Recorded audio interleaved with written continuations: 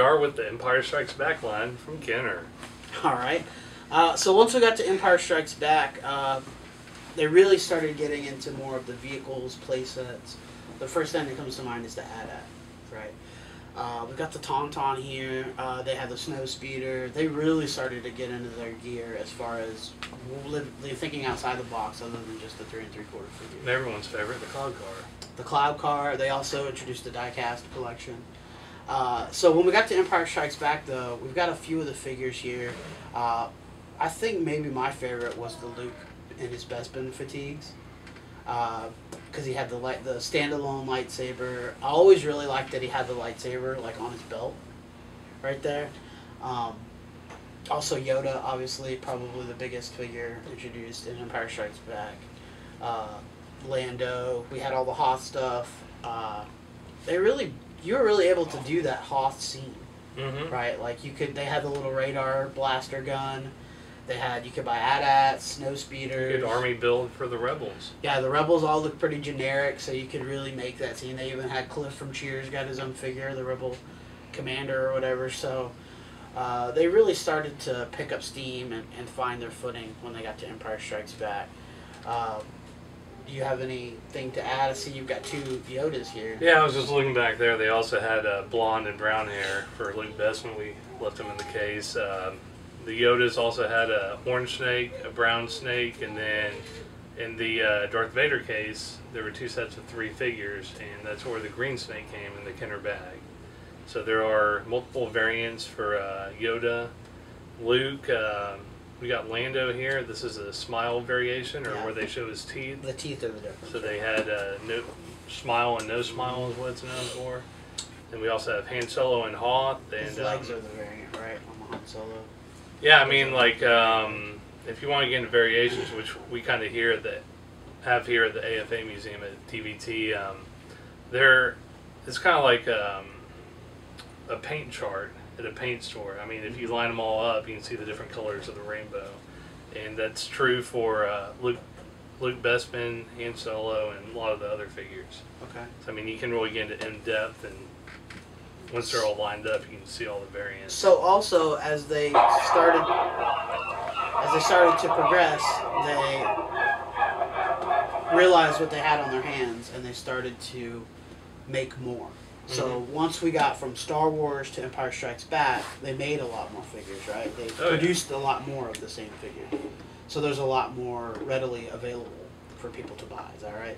Yeah, the next line was Return of the Jedi. All right, so and from Empire Strikes Back, we got to Return of the Jedi. Main figures. Okay. And then, so here's Han, Leia, and Endor. And then the Ewoks were actually blackened out. So that on was the back of the like package, the Ewok, Easter egg or surprise. So were they like, there were stickers that they put over it, or they like it was actually? Like an ink smudge. Okay, yeah, I always thought it looked like somebody. Obviously, that's not probably what it was, but it looked like somebody just marked them all out with a Sharpie or something. Now, Warrock is actually Power of the Force, but more people like Power of the Force Ewok, so we displayed it with that.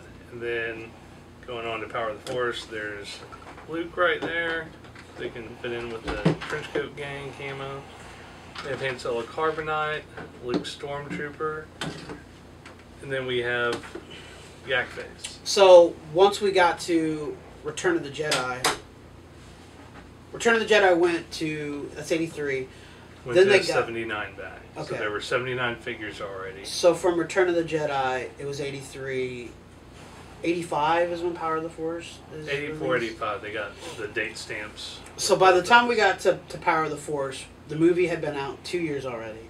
The equivalent would be like, imagine if you went to Target right now and you saw like Man of Steel figures, a movie that came out 2 years ago. Wouldn't you be a little bit like, why do we still have these? So by the time we got to the last 17, they weren't as popular. Is that right? That's why there's not as many of these and why they're so valuable now?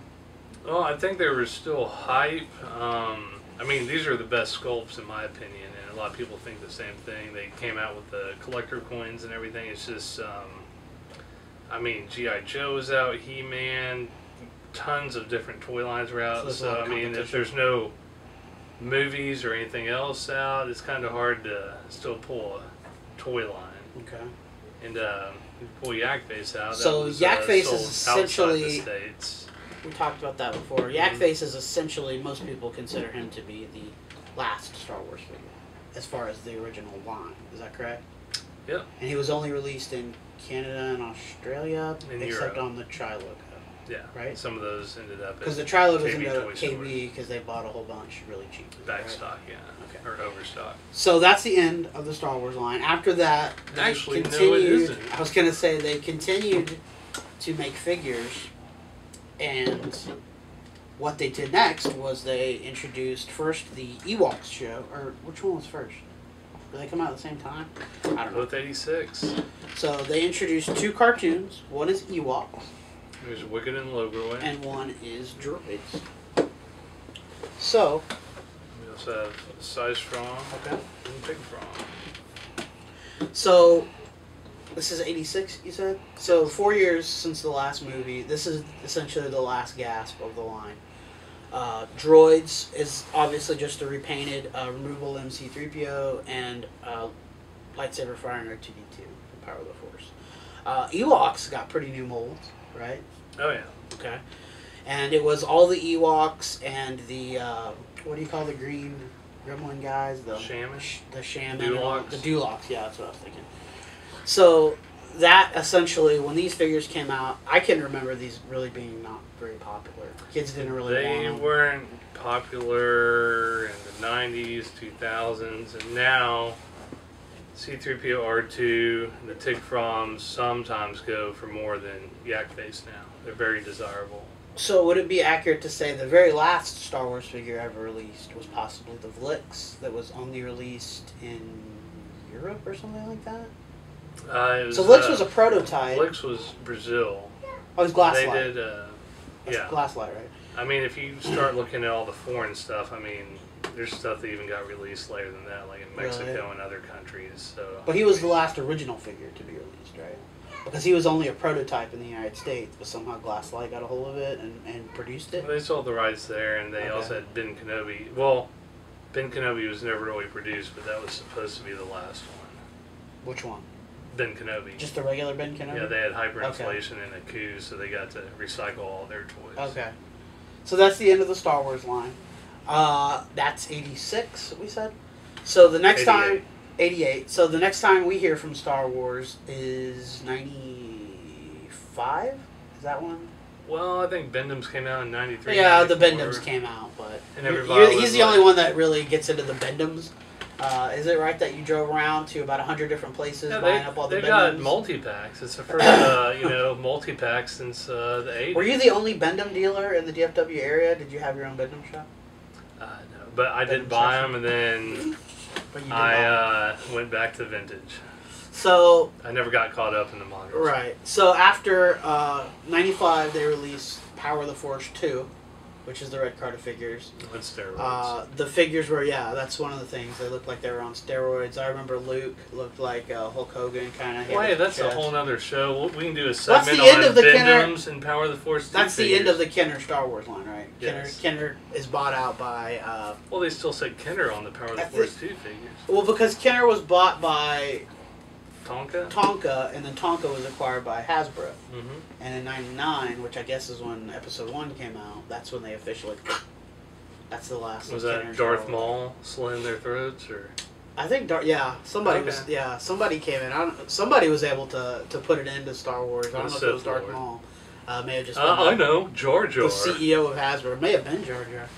So that's the end of Kenner Star Wars. They still sort of make things, and they call it the Kenner Collection. But that was the end. And I think they stopped. I don't know when they stopped going to the Kenner offices, which were in Cincinnati, but at some point they closed that down too. And It's that called was the the Kenner end. Morgue. That was the end of Kenner Star Wars. Alright, well that's the end of our look at the Kenner Star Wars line. Make sure to subscribe to us on YouTube. Make sure to like us on Facebook. That's DallasVintageToys.com is our website. You can submit a form on there. You can sell us your toys. We pay up to 80%. You can like us on Instagram. That's Dallas Vintage Toys. And you can follow us on Facebook, Dallas Toy Store. And if you have any questions about the Kenner toy line, be sure to comment below. They could ask a legend, right? Like, you might have answers that nobody else has. Is that right? Yeah, that's correct. And if you have a Kenner toy that you don't know what it is, or can they ask you questions about Bendems on there? we'll have to switch that to our Benham department. We can transfer that to Noah. But okay. All right. Well, this is Matt, and I'm Sean. Thanks for watching.